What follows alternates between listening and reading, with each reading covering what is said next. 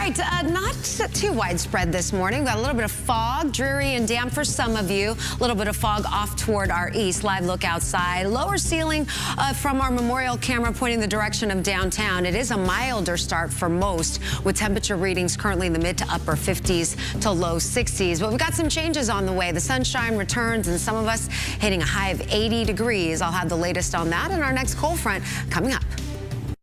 Well, we're off to a damp and dreary start, but something in my ear, a little birdie tells me some changes are on the way. I like it. I like it. The birdie. Birdie is right. We do have some changes on the way, Brandon. First things first, let's talk about those damp and dreary conditions that you just mentioned. It was pretty damp over the weekend. Meteorologist Kevin Roth talking about some widespread showers, not really thunderstorms. Here's the leftover of kind of an unsettled weather pattern. We're still dealing with the clouds. That's going to hang tough through most of the morning, but most of the wet weather now starting to come to an end. There is some thickness to that fog, so that's allowing for some heavy mist. So some of you headed out this morning may occasionally need to use those windshield wipers, but nothing significant for today. We've got a little bit of fog out toward Liberty and Chambers County, especially headed eastbound toward southwest Louisiana. That's where we do have some dense fog advisory. And locally here, Galveston and Chambers County still have a dense fog advisory through 9 o'clock this morning. But in Harris County, no dense fog advisory, but you can still see a lower ceiling of clouds impacting maybe the top of the buildings there, but at the ground, not dealing with that lower ceiling. Temperatures are running warmer this morning. That southwest shift in that wind is keeping temperatures from falling. So temperatures averaging about 5 to 10 degrees warmer compared to yesterday at this time, and by this afternoon, we've got a big warm up on the way. Those temperatures are going to be pushing close to 80 degrees. Those numbers in just a second. First, I want to show you these numbers. Check out the winds gusting today between 20 to 25 miles per hour. I think the strongest winds will be located along the coastline, but do expect some breezy conditions, and the winds will remain elevated through tomorrow in the wake of our next cold front. So ahead of the front, we've got a southwest wind today. It will drag in a few scattered clouds, but also allow for some sunshine. Those clouds thin out for tonight, but then we revert back to seeing some low-level clouds. There'll be some fog out ahead of this front, and then that front will be swinging through sometime between 6 and 7 a.m. off the coastline. It's going to take all of that moisture, or most of that moisture, away. The rain, the clouds may hang around through most of the afternoon, and I'm not ruling out maybe a spotty rain shower or two for those of you along the coastline. We will see those temperature readings start to drop once that cold front moves through. Right now, that front is still over the panhandle. We're running about 10 degrees warmer, as I mentioned here. We're at 62 degrees right now, in the lower 50s in Austin, also in the 50s in Brenham and Navasota, and by this afternoon, those temperatures should be pushing close to 80 degrees. Upper 70s in College Station, 77 in Sealy, closer to the coastline, areas like Galveston, somewhere into the mid-70s. And then overnight, we'll slowly start to see those temperatures fall somewhere in the 40s and 50s, and they will be slow to warm tomorrow with some cold air pushing across the area. Those temperature readings tomorrow afternoon only in the low to mid-60s. So if you've got a warm coat in the morning, most likely you'll have those warm layers as well during the afternoon, with some of your warmest layers needed by Wednesday morning. Check out Wednesday morning. We're talking temperature readings falling in the mid to upper 30s, maybe even a light freeze for our far northern counties. And there are some computer model data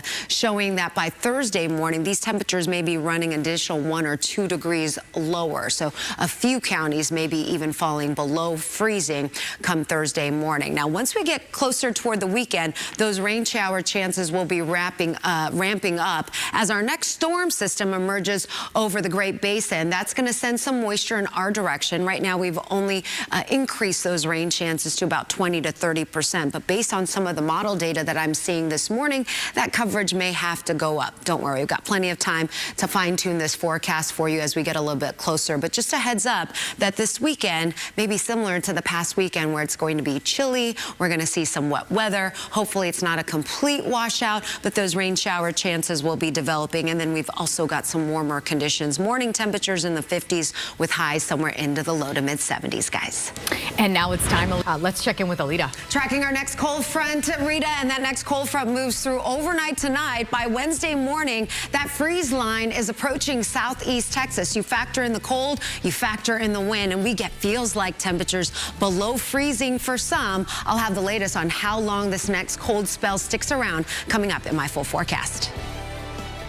Start like we saw over the weekend. 48-hour rainfall map showing about a half an inch to an inch over the weekend, so it wasn't too bad. Some of the highest rainfall totals actually stayed offshore, which is a good sign, and this may be just enough to kind of ease and slow down any sort of drought that may be popping up in the weeks ahead. For now, still abnormally dry, some moderate drought. We'll get another drought update for you coming up this Thursday. Speaking of which, we've got some rain chances built in for this morning. Only a 20% chance. A frontal boundary tomorrow also draws in some clouds, a little bit of moisture, but it's really not until later on this week into the weekend where we're going to be monitoring that next cold front to draw in some scattered showers, maybe even a few pop-up thunderstorms. You put it all together over the next 7 days, and still some of the heaviest of the rain should stay offshore, maybe half an inch to an inch if we're lucky here across southeast Texas, and that's definitely manageable.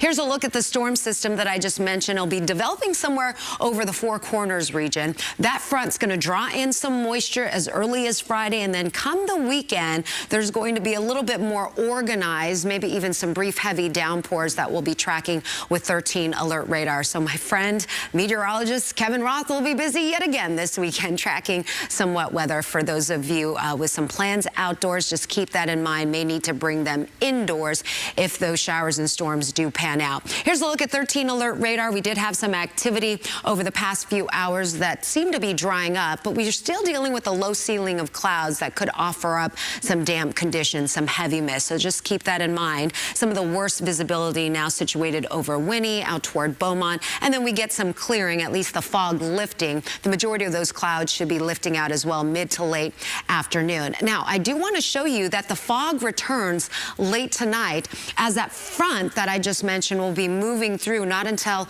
the overnight hours. So there'll be some fog, some sea fog around Galveston Bay, maybe reaching Interstate 10. Those of you around the Houston area overnight tonight, and then by 7, 8 o'clock in the morning tomorrow, we've got that front that'll be moving through, and that northerly breeze will be lifting those clouds out of here, and then we should be getting at least a break from the fog for a few days. Here's a live look outside. You can see that lower ceiling. Again, our sky eye is grounded this morning due to that low ceiling of clouds. Down along the coastline, it is overcast, and temperatures are warmer this morning, running about 5 to 10 degrees milder compared to yesterday at this time, and it's going to be a warm afternoon with temperatures pushing close to 80 degrees. Once the front moves through, we've got a slow warm-up, very little warm-up for tomorrow. I mean, we're talking temperatures starting off in the 40s and 50s, and because of that front, those temperatures will be only in the upper 50s to low 60s tomorrow, maybe some mid 60s. Overnight,